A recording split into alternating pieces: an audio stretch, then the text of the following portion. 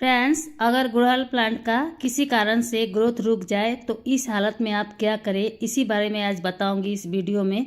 तो चलिए देखते हैं। मेरे भी कुछ प्लांट के ग्रोथ रुक गए हैं और क्यों ऐसे हुए हैं वो भी बताऊंगी, और इसको कैसे ठीक करने हैं वो भी बताऊंगी। तो चलिए दिखाती हूँ मैं अपने प्लांट सबको।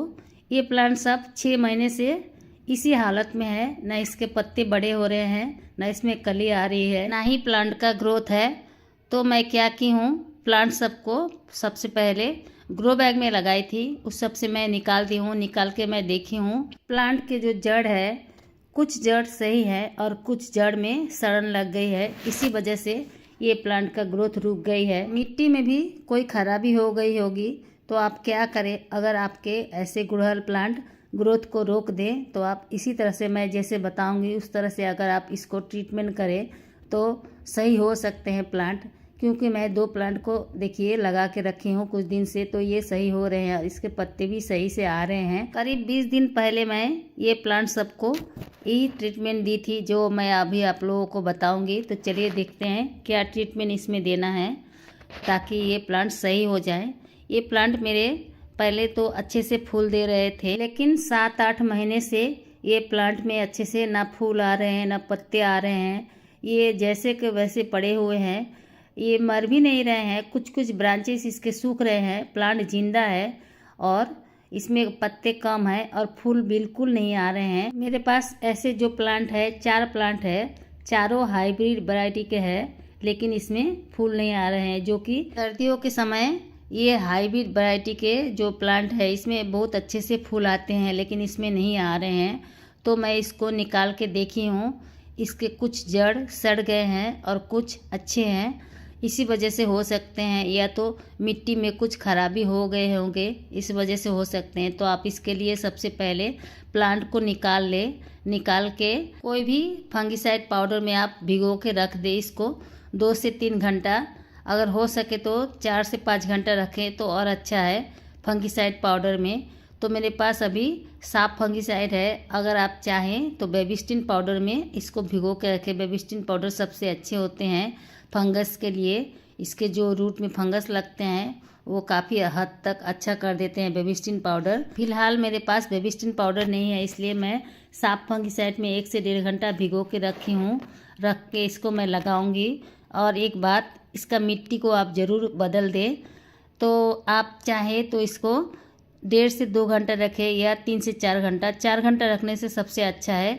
ऐसे धुल दे, जो इसके मिट्टी लगे हैं जड़ में उसको धीरे धीरे ऐसे भिगो के रखेंगे तो ये मिट्टी अपने आप से नरम हो जाएगी। उसके बाद आप इसको थोड़े से हिलाएंगे, पानी में जो पाउडर फंगिसाइड पाउडर है उसमें हिलाएंगे तो मिट्टी अपने आप से निकल जाएगी। उसके बाद आप क्या करें, इसमें जो सूखे हुए ब्रांचेस हैं, टहनी सब, उसको सब काट के हटा दे।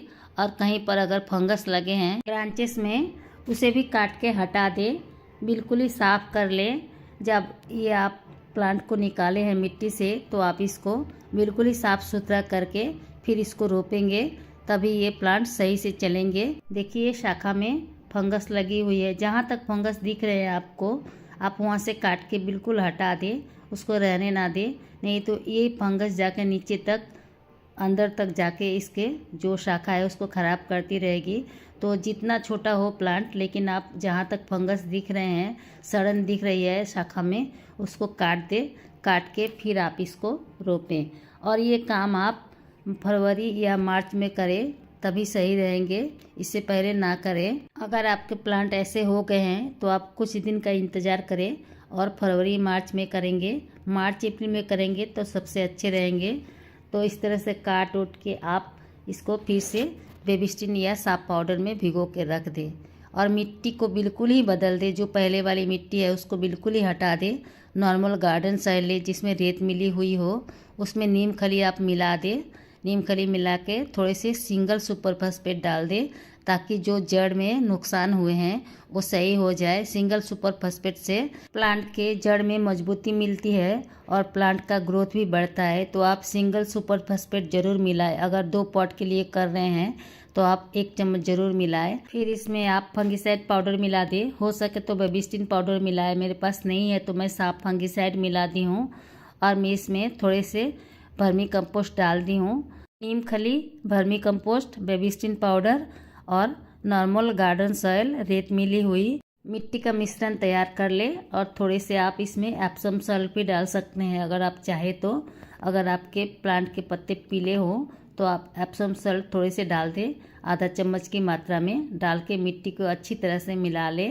मिला के आप कोई भी पॉट में जो पहले लगा चुके हैं वही पॉट में आप लगा सकते हैं, लेकिन उसका मिट्टी हटा दे, दूसरा मिट्टी को ले ले। और मैं जैसे बताई उसी तरह से खाद वगैरह मिला ले। मिला के इसके रूट में थोड़े से आप फंगिसाइड पाउडर डाल दे। हो सके तो आप बेबीस्टिन पाउडर डालें, नहीं हो तो आप हल्दी पाउडर डाल दें।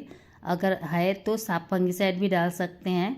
कोई भी एक फंगिसाइड पाउडर आप डाल दें, हल्दी भी वही काम करती है, फंगस लगने नहीं देती, तो आप हल्दी पाउडर भी डाल सकते हैं। चाहे तो आप हल्दी पाउडर डालें या बेबीस्टिन पाउडर या तो साफ फंगिसाइड, कोई भी एक फंगिसाइड पाउडर डाल के रूट में थोड़े से मिला दें। मिला देने के बाद जो मिट्टी का मिश्रण मैं बताई हूँ उसी तरह से मिट्टी का मिश्रण बना के इसको आप ढक दें। जो जड़ है जड़ को ढक दें।